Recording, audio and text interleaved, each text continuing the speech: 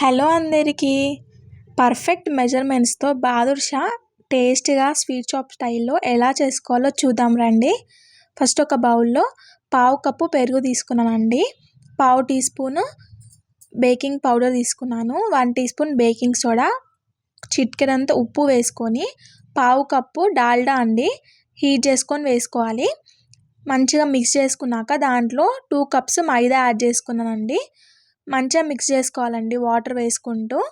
చపాతీ ముద్దలాగా కొంచెం సాఫ్ట్గా కలుపుకోవాలండి. ఎక్కువ ప్రెస్ చేస్తూ కలపొద్దండి.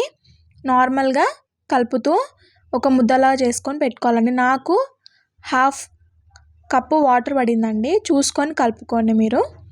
ఇలా కలుపుకొని ఒక 30 మినిట్స్ పక్కకు పెట్టేసుకోవాలండి పిండి నానడం కోసమని.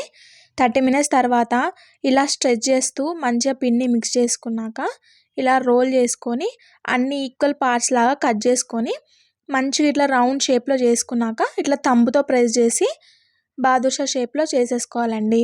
అన్నీ చేసి పెట్టుకున్నాక పాకం కోసమని ఒక ప్యాన్లో 1.5 కప్ షుగర్ తీసుకున్నాను. పావు కప్పు వాటర్ యాడ్ చేసుకున్నానండి. మంచిగా షుగర్ అనేది మెల్ట్ చేసుకోవాలండి. మంచిగా మిక్స్ చేస్తూ ఉండాలి.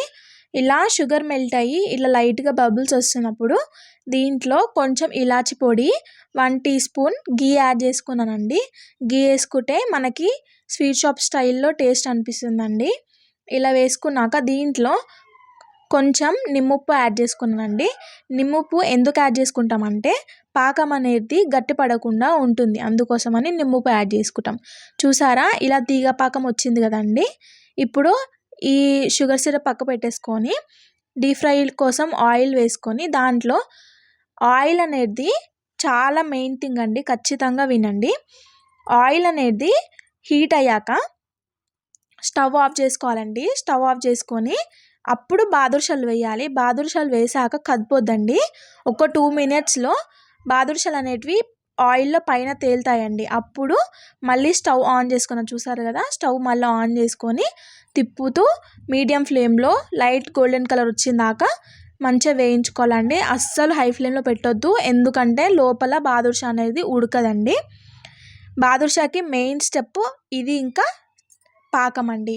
సో ఇలా మంచిగా ఫ్రై అయ్యాక పక్కకు తీసి పెట్టేసుకొని పాకంలో వేసేసి ఒక 5 మినిట్స్ అట్లా ఉంచేసేసి తీసేసుకోవాలి. అంతే అండి, చాలా సింపుల్గా అయిపోతుంది. ఖచ్చితంగా నేను చెప్పే స్టెప్స్ పాటించి చెయ్యండి. పర్ఫెక్ట్ బాదుషా రెడీ అయిపోతుంది.